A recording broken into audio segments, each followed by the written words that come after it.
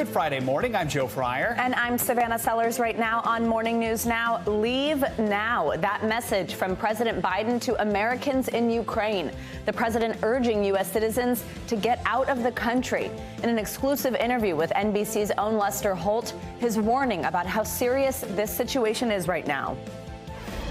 What scenarios would you put American troops to rescue and get Americans out? They're not. That's a world war. When Americans and Russians start shooting at one another, we're in a very different world than we've ever been in. This as more U.S. troops arrive in Eastern Europe, what President Biden said about de-escalation efforts. Unmasking America, a new chapter in the fight against COVID. Several states going against the CDC, dropping their mask mandates. And in New York City, thousands of unvaccinated workers could be fired as soon as today. We'll have a live report. And finally, curling rocks. It's arguably the most intriguing sport in the Winter Olympics. How hard could it really be to play?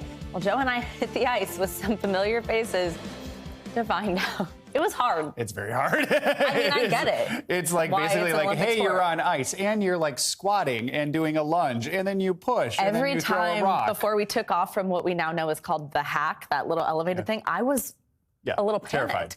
Yeah, I'm like, it seems like there's a lot of potential for injury. One leg goes this way. Anyway, if you'd like to be entertained, stick around because it is quite funny and somebody has some natural talent. We begin this morning, though, with that message from President Biden urging Americans still living in Ukraine to leave the country as soon as possible. The president spoke to our Lester Holt about the rising tensions in Eastern Europe and warned Americans that the situation could intensify at a moment's notice. American citizens should leave now. We're dealing with one of the largest armies in the world. This is a very different situation, and things could go crazy quickly. That warning comes as Russia ramps up its military exercises in Belarus and sends more warships into the Black Sea, actions that U.S. intelligence officials say could signal an imminent invasion. NBC News foreign correspondent Matt Bradley is in eastern Ukraine, and NBC News correspondent Aaron McLaughlin is back with us from the capital, Kyiv. Thank you both for joining us on this Friday. Aaron, let's start with you. So why has President Biden issued this new warning now, and what does it mean for any Americans still living in Ukraine?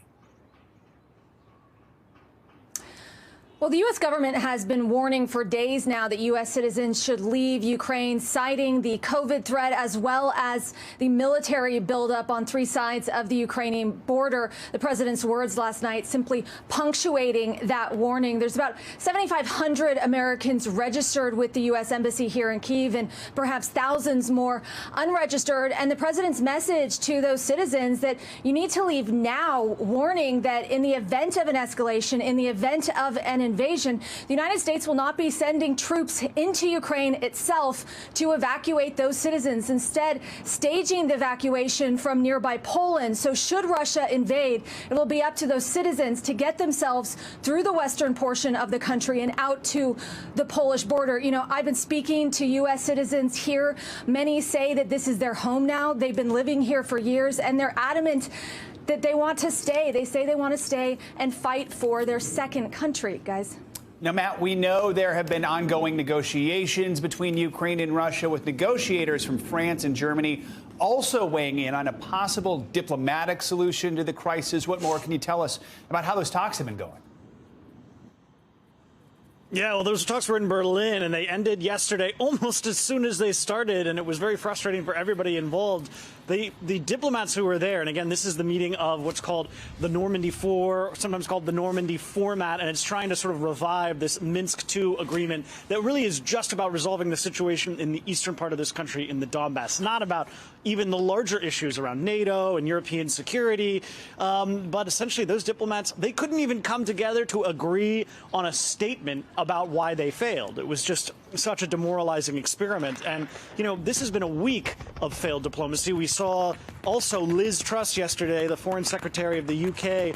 She had a meeting with Russian diplomats that ended terribly, where essentially she was told that it was you know, sort of like the deaf leading the blind. It was insulting. And this is what we've seen time and time again from Russian diplomats and leaders, essentially talking down or diminishing Westerners, Western diplomats and leaders who are trying to resolve this situation. It doesn't leave much hope for a visit next week by Olaf Scholz. He's the Chancellor of Germany. He's kind of the last best hope that Western leaders or diplomats could be able to resolve this through diplomacy. He doesn't have necessarily the confidence of the U.S. or a lot of other Western capitals. So it's hard to see how his visit is necessarily going to improve things. Guys? Aaron, I want to get into the optics behind Russia's latest war games around Ukraine. I know you recently sat down with Ukraine's former defense minister who spoke to you about how Russian President Vladimir Putin is approaching this entire situation. What more can you tell us about that? Yeah, that's right, Joe. Right now, he said that there are 3 pressure points in this crisis, essentially. You have the military exercises going on in Belarus right now. That's just hours from the capital where I am now in Kyiv. That is to the north of the country. Then you have the ongoing crisis and war in the eastern portion of the country. And then in somewhat of a new element or new development this week, you have this crisis playing out in the Black and Azov Seas. Now, we've seen, according to the Russian media, about 140, they say, warships and support vessels undertaking military exercises. The Ukrainian government this week claiming that those warships are blockading the Black Sea, which is a huge problem for Ukraine because its economy is heavily reliant. In fact, 95% of all exports leave through those ports in the south. It's seen as a huge problem. And the former defense minister telling me that he believes that the Russian president is simply testing the situation to see what he can get away with. Take a listen. Yeah. What Putin is always doing, he's testing waters. So he constantly looks what is the attitude to his actions and what works. If he sees, for example, that he blocks half of the Black Sea and nothing happens, he will continue blocking. So it's just a matter of the response. He looks at the response. Now, in terms of that response, experts say that the best thing the West can do right now is to continue with the pressure, which includes lethal aid, that diplomatic pressure, as well as sanctions. Guys, back to you. Now, let's talk more about that. These latest moves by Russia. How has the U.S. responded? Are we sending more troops to Eastern Europe or more resources to Ukraine and other countries to prepare for a potential invasion? Yeah, all of that is ongoing. I mean, as far as we can tell, nothing has changed in that U.S. posture. There's that $200 million package of lethal aid, and that's been progressively going on. There's something, nearly 10 shipments have already been sent and landed in Kyiv. And then, of course, there's that massive troop movement of 3,000 troops that are now moving toward the east, both from elsewhere in Europe and from the U.S. So this is ongoing, and whether or not that's going to change, it's hard to know, because the fact of the matter is a lot of these moves are seen as deliberately provocative by Moscow, even though, from the point of view of the West, all of these drills and practicing all of this is seen as deliberately provocative. If the U.S. has any more, it could risk inflaming the situation even further. Guys? Matt Bradley, Aaron McLaughlin, thank you both. Now, Nevada residents are waking up this morning with fewer COVID restrictions in place. The mask mandate there has been dropped, joining a growing list of Democrat-led states that are easing up as cases drop. The governor of Nevada says the decision is effective immediately, regardless of someone's vaccination status. But even as about a dozen states loosen restrictions, the CDC is doubling down on its stance, saying removing mask mandates is a premature move. But at this time, we continue to recommend masking in areas of high and substantial transmission. That's much of the country right now in public indoor settings. And so we're, of course, taking a close look at this in real time. And this all comes as new COVID numbers show COVID-related deaths are up nearly 9%, as you can see there on your screen. NBC News medical contributor Dr. Uche Blackstock joins us now for more on this. She's an emergency medicine physician and the CEO of Advancing Health Equity. Doctor, good morning. So these mask mandates, I mean, they can be confusing, especially with so many states dropping them seemingly overnight. How can we make sense of such a swift change in mask guidance, especially when it goes against what the CDC is still saying? Does this mean we're nearing the end of the pandemic stage? Savannah, I know that's such a good question, and I can understand the public being confused because they're getting, conflicting advice. What the CDC is saying, I fully support right now. 99% of U.S. counties have substantial to high transmission levels, and that's where masks should be worn and recommended in indoor places. And so, I think at this point, and it shouldn't be, but people are going to have to be aware of what's happening locally. in their communities, going on their local departments of public health to see what the transmission levels are in their area. And if they're high, I would strongly consider to continue wearing those masks. And Doctor, now I want to ask you about those numbers I mentioned in my intro and that screen everybody saw that shows that cases are pretty dramatically down. But then we've got this stat now that COVID deaths are rising up almost 9%. I mean, I think we've all been feeling that, things are getting better. But what do you make of those numbers? What does this tell us about our fight against COVID at this moment? How can that be the case that cases are down while deaths are up? Well, Savannah, I will say those numbers are to be expected. We know that hospitalizations and death are what's called a lagging indicator. They take a few weeks to increase after that increase in cases. And death is what we call a lagging indicator. Sometimes it takes 4 to 6 weeks after a case for deaths to peak. And that's what we're seeing right now. So although cases are going down, deaths are still going up. We're going to see deaths start going back down probably in the next few weeks.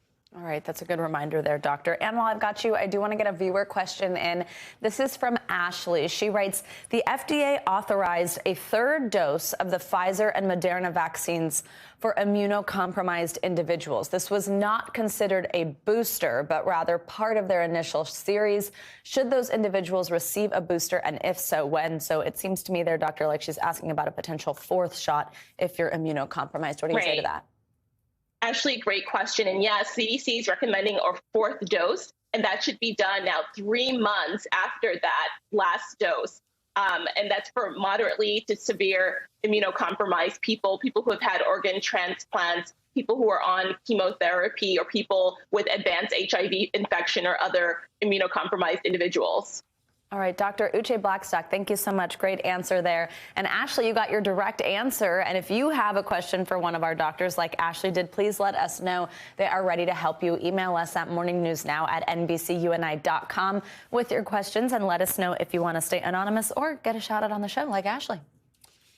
Roughly 3,000 city workers are at risk of being fired in New York today. That would be one of the biggest workplace reductions in the U.S. because of a COVID-related mandate. It's estimated another 1,000 workers could also be terminated today if they do not provide proof of their second COVID vaccine dose. But it's important to point out that this unvaccinated group represents less than 1% of the city's total workforce. Now, despite pleas to overturn the vaccine policy, Mayor Adams says it's more important to make sure everyone is safe against COVID and all its variants.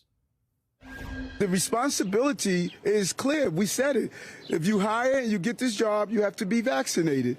If you are not following the rules, you are making that decision. You're making the decision that you're not going to follow the rules of getting vaccinated. And that's a decision that they're making. I want them to stay. I want them to be employees of the city, but they have to follow the rules that were put in place before my administration.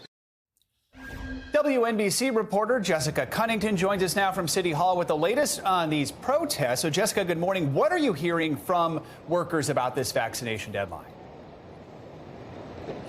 Well, it's been the same tune for the past few months, Joe. Hundreds of unvaccinated workers have been protesting this mandate ever since it was put into place back in October. And they've been protesting right up until the end. Back on Monday, hundreds of people shut down the Brooklyn Bridge to protest this mandate as well. Many people walking and marching with them were vaccinated themselves. They just do not believe that the shot should be mandated. They believe it should be a personal choice. A lot of these workers were hoping, really, that there would be some kind of last minute change, some kind of negotiations before this deadline came. But here we are today. And as you said, less than 3,000 workers now could be out of a job by the end of today, Joe. So we heard Mayor Adams say this decision came before his administration took over. Remind us, why did Bill de Blasio put the mandate in place, and how effective has it been? Yeah, so this was back in October, and it was former Mayor Bill de Blasio that put this into place in October. And really his reasoning behind this was that these city workers really were facing COVID head on throughout the pandemic. You're talking about EMTs, firefighters, police officers. Many of them got COVID themselves. So once the vaccine came, they said, all right, with this, we're going to try to keep them safe. They're going to try to keep everyone else safe. The people here in the city who are interacting with those public-facing city workers. So he mandated the shot for those workers. Anyone who didn't get one dose before November 1st were placed on leave, and many of those people today are going to be terminated. So, Jessica, can we expect to see any more protests later today? And what does all this mean for the workers who no longer have a job because of this? Yeah, it's been a long road for them. Again, they've been protesting for about 3 months, and they're going to be back at it again today. They're going to be here at City Hall around 11, but starting in separate places in separate boroughs. We're seeing these flyers, kind of going around social media, people sharing them, making their voices heard, and making it known that they will be here to now protest not just the mandate, but now protesting the terminations of their fellow workers or themselves who are without a job. Again, less than 3,000 of them who have refused to get vaccinated until this point. And what it means for them, they've been protesting this for several months now. Many of them kind of feel defeated. They lost their livelihood. They have obviously families, and some of them have been on the job for many years. But so many of them have also been seeing the change, especially recently with the rollbacks of some of these COVID requirements, most notably with the mask situation. That was just a big announcement here in New York for this week. So kind of watching that happen, but then still experiencing this today, losing their job because they are not vaccinated. There's still some of them who have hope, and that is why they'll be here today protesting those terminations. Joe. Again, those phasing termination make up less than 1% of the total workforce here. Jessica Cunnington, thanks so much. Appreciate it. Time now for a check on your Morning News Now weather. NBC's Bill Cairns joins us with the latest forecast for Super Bowl weekend, where it's basically summer, right, Bill? Yeah, easily summer, right? Yesterday was mid to upper 80s in some spots. I didn't see any 90s, but we got close. And great Friday morning to you guys and everyone else. So we have heat advisories that are up right through the weekend. It looks like the heat wave in Southern California will last until Sunday, and then it will get cooler and kind of back to what you'd expect normally for February. So keep this in mind when I go through some of these temperatures. The all-time February record high temperature, San Francisco there for Thursday is 78 degrees. So I don't think we're going to quite get there, but it'll be close in a few spots. San Francisco today around 71. LA about 85 today. So we're going to get close in Palm Springs to that 90-degree temperature. High officially forecast is 89 degrees. Tomorrow will be a little bit warmer in San Fran. We're calling it almost into the mid-70s. You notice we are about mid-80s from LA to Palm Springs to San Diego. This is very warm, near record highs for even San Diego. And then as we head through the weekend, end of the weekend into next week, you notice that we do cool things down. LA Super Bowl Sunday forecast 86 degrees for the high temperature, but then it will get cooler as we go throughout the afternoon when the game begins. San Diego, same for you. It looks like Monday, Tuesday, much cooler conditions. So for the actual big game itself at SoFi Stadium, it'll be about 84 earlier in the day, but by kickoff, which is around 3:30 Pacific time, it'll be down to about 80 degrees. So we'll call it sunny and warm. Should be pretty comfortable for the fans. It should be excellent for the players. Shouldn't be, not going to be like 90s and humid like you'd get in South Florida or something like that. So you really shouldn't see the players struggling in this. Should be a very, very enjoyable weather game for just about everyone. And as if it is 80 at kickoff, by the way, it would be the third warmest Super Bowl of all time. It does not look like we're going to challenge number one there, which was 84 degrees back in the 70s. So for today, guys, it's a beautiful day, almost coast to coast, the exception being the northern plains. That's where we're going to deal with some cold and some snow. We'll talk more about that next hour. But enjoy this afternoon. D.C., 64 and sunny. In the middle of February. It doesn't happen often. No kidding. Good for them. All right. Thanks, Bill. See you in a little bit.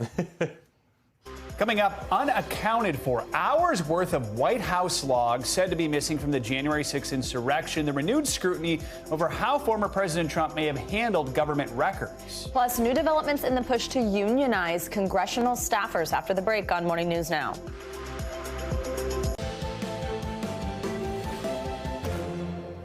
Welcome back. Sources say that White House records obtained by the January 6th committee show a gap in phone calls made by then-President Donald Trump on the day of the Capitol attack. Now the National Archives is asking the Justice Department to investigate his handling of White House records, according to two administration officials. NBC News senior White House correspondent Kelly O'Donnell has the story.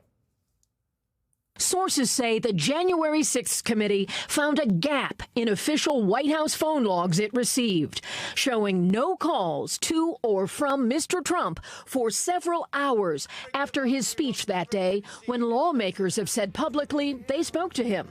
Are records missing? Was a private cell phone used, evading official logs? Unknown. In another development, the House Oversight Committee launched its own investigation of the former president taking boxes of official records to his personal home at Mar-a-Lago. When the Trump White House packed up and moved out, memorable items, perhaps even classified materials that belong to the U.S. government, improperly went to Florida, including letters from North Korean leader Kim Jong-un, the hurricane map altered by a Sharpie, and a handwritten note from predecessor Barack Obama.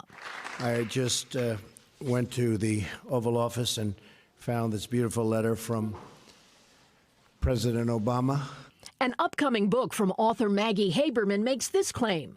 White House residence staff periodically found papers had clogged a toilet. The former president denied that I flushed papers and documents down a White House toilet. Trump ally Chuck Grassley said the records preservation law must be followed. There's nothing special about him or anybody else. The law says you got to preserve records, so you preserve records.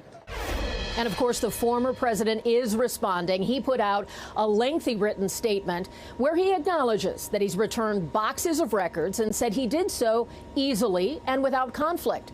Mr. Trump does not address whether any of the files contained classified materials, which could raise potential legal issues. And the former president said some of what he returned to the U.S. government could someday be displayed at a future Trump presidential library.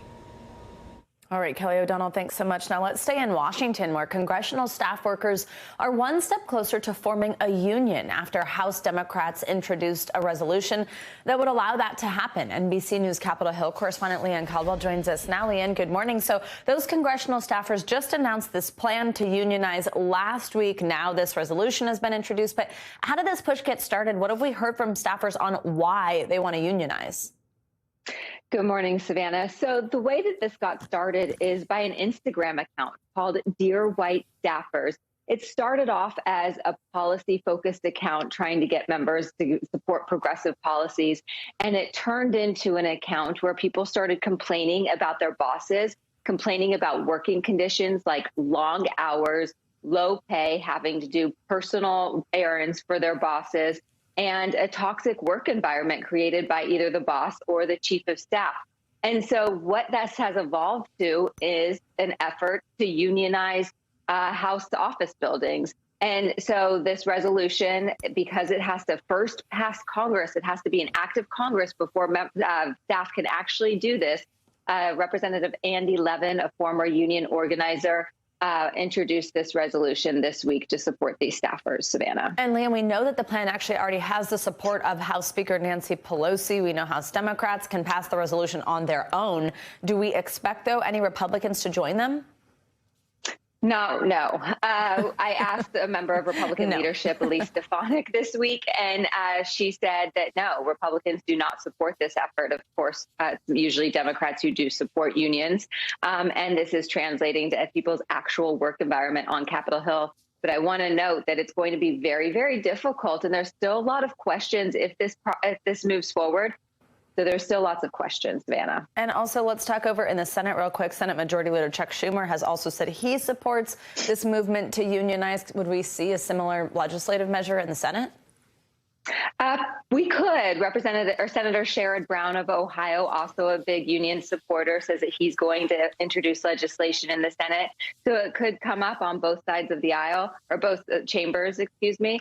But I just want to note that there was an effort like this back in the 90s, and it didn't go anywhere. So this is still very difficult. These are first steps. But these people who are supportive of it, these lawmakers say grassroots efforts always start with the workers. So we'll see where it goes, Savannah. All right. And so interesting. It all started from an Instagram account, like so many these days, fueled by social media. Interesting stuff. Thanks, Leanne Caldwell. Now let's take a look at what is making news around the world this morning. Raf Sanchez is with us from Tel Aviv. Hey, Raf. Hey, Savannah. The U.S. is urging Canada to do more to end these trucker protests that are causing chaos on both sides of the border. All week, truckers protesting against COVID rules have been blocking the Ambassador Bridge, causing major disruption to car-making factories in both the U.S. and Canada. The Canadian government has said it'll do whatever it takes to get the situation under control. There are new concerns for the Queen's health after it emerged she met with Prince Charles shortly before he tested positive for COVID. That's according to a senior palace official. She isn't showing any COVID symptoms, the official says, but Buckingham Palace has not said whether she has tested recently. This is the second time Prince Charles has caught the coronavirus. And finally, start your engines for drive-through gaming. In Egypt, people are driving their cars to a new gaming spot. You stay in your vehicle and the controller is passed to you through the window. It's safer for COVID, but it's also allowing Egyptian women more freedom to play if they don't want to go to male-dominated cafes. And Savannah, I don't know, is it more fun to play Mario Kart if you're actually sitting in your car? Not sure. A little more realistic. Your controller's near your steering wheel. That's kind of funny. All right, Rob, thanks so much. And coming up, are you ready for some football? The excitement is growing ahead of Super Bowl Sunday in Los Angeles. How the big game is already breaking records. That's up next on Morning News Now.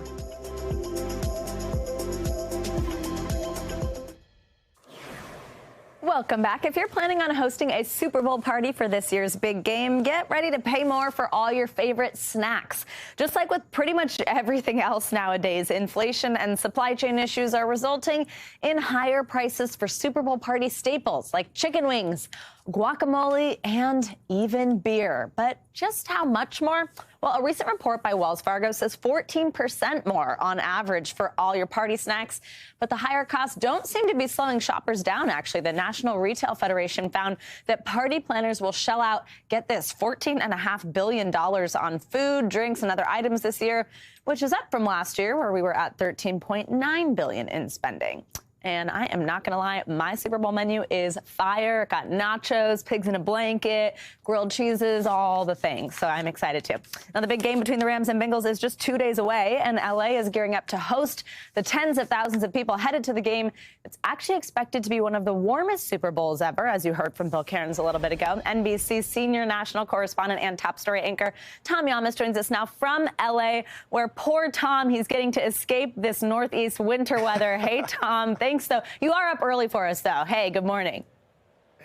Yeah. Hey, guys. Good morning to you. Yeah, and it's a little chilly here, though, to be honest with you. It gets really hot, though, once the sun comes up. Yeah, this is just turning into a massive event out here in Inglewood, California. They are already breaking so many records as we speak. Highest ticket prices, most bets. They think this is going to be the most watched Super Bowl ever. On top of all that, they could also make history, right? If the Rams head coach wins, he could be the youngest coach to ever win a Super Bowl. And Joe Burrow maybe has the most nicknames in the game. Joey Franchise, Joe Cool, and Tiger King, but the one he really wants is Super Bowl champ. The final countdown is on. The Super Bowl will kick off in just 2 days, and the city of Los Angeles is electrified. It's a dream come true for me to have the Rams in the Super Bowl in LA. Everything from the massive Halo video board to the way the stadium was designed is state of the art. Fans who come here say there's not a bad seat in the house, and at the Super Bowl, all 70,000 of those seats are going to be filled. Among the sea of Rams and Bengals super fans will be Gregory Eaton and Don Chrisman. The octogenarians have never missed a Super Bowl. When you went to that first Super Bowl, did you know it was going to be something so special that you would be here 56 years later? No, it was kind of more like a college game, although I do remember one of my comments to the rest of the guys. I said, this might turn into the World Series of football. We ought to go. Serving as honorary captains, 4 players from the undefeated California School for the Deaf Riverside football team. The most anticipated football game of the year comes with a halftime show to match. Who else could do this show here in L.A.? But the halftime show won't be the only thing burning up. If the forecasts are right, this could be the hottest Super Bowl on record. For now, the Rams seem to be keeping their cool at their final practices. Super Bowl MVP Kurt Warner knows what it feels like to prepare for the biggest game of the year. It takes a whole team. I think sometimes we get lost in the shuffle of talking about superstar here, superstar there. And what I've realized, having played in 3 of these, is that it's the ultimate team sport. You got a prediction? You'd obviously, my history with the Rams, I think they got a great shot. When you look at it on paper, you might say they're the most talented team on paper. But as I know very well, we don't play the game on paper. It's about 3 hours and who plays their best football. So I hope we get a great game. But the Rams definitely have a good shot. 2 teams with one last shot at being crowned the champion. All right, so L.A. has a storied past with the Super Bowl. The first Super Bowl was held here. It wasn't called that. A couple miles away over at the Coliseum back in 1967. Savannah, the ticket prices there were about $12, and the stadium, the Coliseum, I should say, wasn't even full. Every seat will be filled here, and the highest price goes north of $50,000 for a single ticket. That's Savannah, even gone back to up you. since yesterday when you reported for us. Oh, my goodness. All right, Tom, thanks so much. Have fun out there.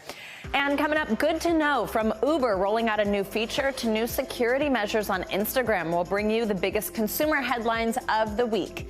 And the cost of love, how inflation could make this Valentine's Day a pricey one for couples who celebrate. That's next on Morning News Now.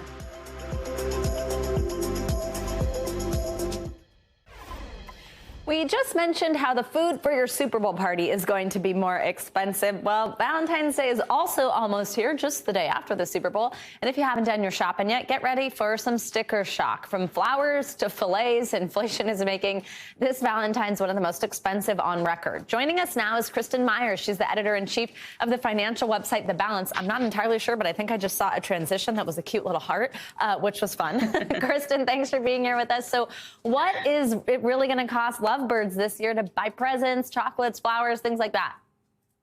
Well, depending on what you decide to purchase, Savannah, everything is going to be more expensive this year. So love is going to hurt you, not just in terms of your heart, but also financially in your wallet. So let's just look at some of the numbers that we were digging into over at The Balance. So something basic like chocolates, right? That is going to cost you 9% more. And they say diamonds are a girl's best friend, but it is definitely your wallet's enemy this year. Diamonds, 15% more expensive this year than last year. Even things like candles, Savannah, are more expensive, 3% more expensive. So even just decorating your house with some mood lighting is going to cost you a little bit more. But where we really see a lot of increases in costs are for some of those, fancier foods. Perhaps you wanted to, make a romantic dinner this year.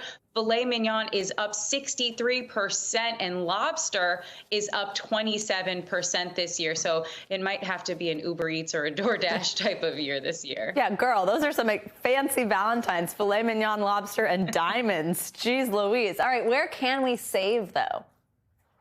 So there are surprisingly some areas for savings. Gold and silver actually have come back in price just a little bit from last year. Gold is down about 10% and silver is down about 1% from last year. So you could, if you avoid the diamonds in your jewelry and go with something that's all gold or all silver, you might be able to have a little bit of savings. But other than that, there are a couple of ideas out there, some that folks might like and others that they might not, that could help you save some money. So when it comes to that romantic meal, perhaps skip making it yourself because prices at the grocery store are way too expensive. Just go out to eat instead. Now, prices in restaurants are going up, but they're not up 63% right now, Savannah. So you can save a little bit there. And then also consider experiential gifts. Go out to a show, go to the movies. Movie tickets, we did check, are the same right now as they were compared to last year. Still expensive, as anyone in New York knows. Going to the movie is not a cheap affair, but it is a place that you can save money. And there are some deals that can be made if you are willing to travel on airline tickets. Now, the thing that people might not like, perhaps consider celebrating Valentine's Day a couple days after Valentine's Day when all the chocolate goes on sale, everything goes on sale. That's a you good can idea. definitely snag some deals there. Yeah, I mean, why not? It's not a big deal. Just a couple days later. Yeah, that's a good idea. All right, Kristen Myers, thank you so much for your help here. Of course. Time for our CNBC Money Minute, the biggest financial headlines of the day and why they matter to you. Bertha Coombs is with us on this Friday. Hey, Bertha. Hey, Joe and Savannah. Amazon is dropping mask requirements for its fully vaccinated workers at all of its warehouses today as several states lift indoor mask mandates. In December, Amazon required all employees to wear masks due to the spread of the Omicron variant. The company is also taking away COVID-related paid leave for employees who are not vaccinated. Workers must attest that they've received 2 doses by March 18th in order to be eligible for that paid COVID leave. Meantime, Ford is looking at flying in some auto parts to a factory in Windsor, Ontario that makes engines for popular models. That according to an official with the United Auto Workers. Automakers and other manufacturers are looking for alternatives right now as protesters have occupied and blocked key border crossings between the U.S. and Canada. They're protesting pandemic measures and vaccine mandates. Ford is running that Windsor plant at a reduced capacity because of limited supplies. Meantime, MoviePass is coming back this summer. Co-founder Stacy Spikes, who bought the company back out of bankruptcy, says MoviePass 2.0 will have a type of virtual currency. Members will have credits that they can use for tickets for themselves and friends, and unused credits will roll over to the next month, and you can transfer them to other people as well. The new MoviePass app will show available screenings and credits, but movies during peak times like Friday or Saturday could probably cost you more. But that's usually the way it works with all of these membership things, you know, like hotels. You kind of have to pony up more points in order to get those special times. Yeah, that's true. That's cool, though, that it's coming back. Yeah, I remember it was... Hopefully it does well. Yeah, I know. It was almost like too good to be true before, but it sounds like a good system there. All right, Bertha, thank you. From a call recall to new safety features from Uber and Instagram, plus a new virtual book club. Yeah, here's NBC investigative consumer correspondent Vicki Nguyen with this week's Good to Know. Good morning. We start with a recall for certain electric vehicles. Tesla issuing a voluntary recall of more than 500,000 cars over safety concerns about its boombox feature. The National Highway Transportation Safety Administration said the feature, which allows drivers to play sounds while the car is moving, violates federal regulations because it may make it harder for pedestrians to hear warning noises for electric cars. Tesla says it's addressing the issue with an upcoming software update. The company previously denied it was in violation of federal rules. The recall affects some Model X, S, and Y vehicles. Go to the NHTSA website for more. No one has reported injuries. Buckle up the next time you take Uber. The ride-sharing company announcing a new feature. Starting this week, passengers' phones may beep if the driver notices the rider is not wearing a seatbelt. Uber said in a statement the alerts are a proactive measure to prevent injuries. From safety on the road to the web, Instagram is rolling out a new feature called Security Checkup. Users can go to their settings section on the app and review account login activity, confirm account information, and verify their identity. The tool was previously only available to some users whose accounts were hacked. Looking for inspiration to pick up reading again? Apple launching its first ever book club. You can sign up on the Apple Books app and receive curated recommendations for new reading, as well as author interviews and other content. The company joins others like Netflix that have launched virtual book clubs in this past year. The club is free to join. For News Now, I'm Vicki Nguyen, and that's Good to Know. And here's something cool about the Apple Book Club. If you're looking to read more, it's got a feature that lets you set reading goals and keep track of your progress. Which can be very helpful. Yeah, it can be. I'm in like a real life book club.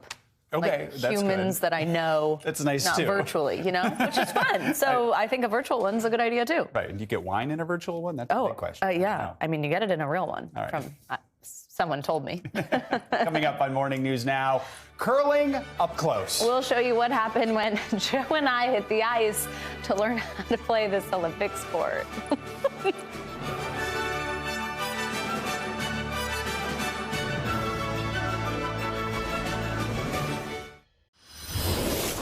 U.S. curling team is going for gold at the Winter Olympics with round-robin tournaments underway in the men's and women's categories. Now, Savannah and I have been watching the games, and we couldn't help but wonder how we would do out on the ice. Yeah, or how it works, which we found out there. So we grabbed a couple of our NBC News Now colleagues for some friendly competition at the Bank of America Winter Village here in New York City at Bryant Park. And of course, we're no Olympians, but one of us definitely had some raw talent. Take a look. 4 years, it's a month of media madness and a month of people flooding in going, how do I do this? I've always wanted to try. I grew up in Canada, I grew up curling, and I heard about the Brooklyn Curling Club, and I was really excited to come check it out. In the swiping, it's much easier to pick up, and I do some really nice swiping, yeah. The objective is to throw a stone about 150 feet, slide it down the ice, land it in that target, and accumulate as many of your stones as close to the center. So our strategy is clearly fashion. Matching outfits. Matching outfits. Mean winners. Which will compensate for any lack of curling skills. So how are we going to do against Joe and Savannah? I have this deep down feeling that Savannah is going to be a breakout curling star. Have you ever curled before?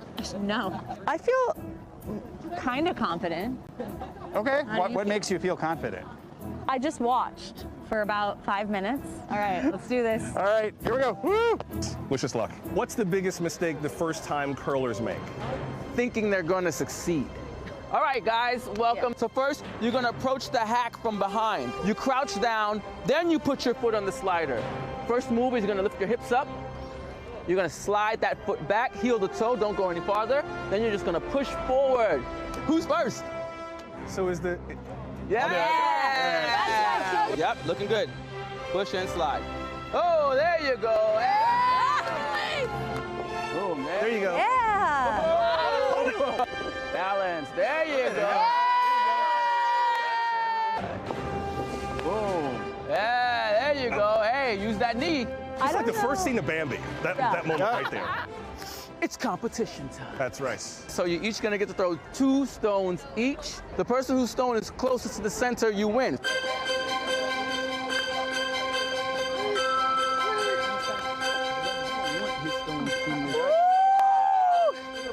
There you go. I don't care if I fail if that thing moves. Get it. Don't worry, Allison. I'm going to file a grievance with the Olympic Committee. Thank you, please. Oh, let that go. Woo! Yeah, Joe. Let that go. Don't do anything yet. Oh, that's cool. Oh, yes, Joe! Joe did it! Oh, did it! Oh my gosh! Oh my goodness! Yes!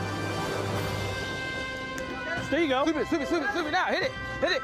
Hard. Woo! Yeah. Sweep that.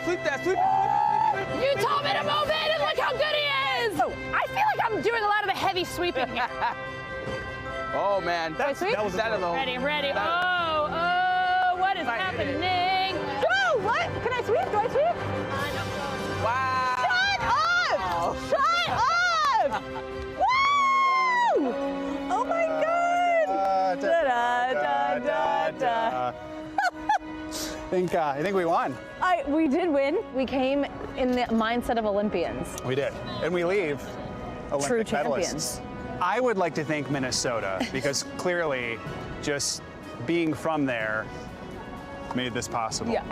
I'd like to thank the entire Morning News Now team who believed in us, believed we would beat the other Now anchors, and we were able to bring it home because of that. We believe very firmly in sportsmanship, so these medals that we brought ourselves, we're all winners. Yeah. We're all winners. It was kind of you not to bring a silver one. I feel like we're at a slight disadvantage because you were not taught how to sweep at the bullseye, the home, and I feel like that could have been helpful information. Next time, we just got to focus on the fundamentals, start making the big plays. Everyone was recording, trying to hear the rules and the lessons and to learn about it. It's really cool. Olympics bringing everyone together. I love it. How did we do in our first try? I mean, you guys looked a lot like the other curlers I teach on their first time out on the ice. You know, that first one is really shaky, but by the your third, fourth throw, you're looking really good. I would do this again. Would you do this again? Yeah. Totally. Yeah, it was super fun. This and some broom stacking next time for sure. And next time, we're going to bring the medals to them. We look so not cool there. Broom stacking, by the way, is when you drink afterward. It's like the equivalent of après skiing. That's what they call when they go get a beer. Yeah, we asked, is there après curling? And they said, yep, it's called broom stacking. Yeah. We didn't try that part out, but I think I'd be better at that than I was at curling. You did that first and then curled? Then I'd probably maybe be on your level. But how great was Joe? Yeah. You got both your stones in the house. That's what it's called. In the house. Thanks to the folks in the Brooklyn Curling. Yeah, absolutely. They were awesome. That does it for this hour of Morning News Now. But the news continues right now. Thanks for watching our YouTube channel. Follow today's top stories and breaking news by downloading the NBC News app.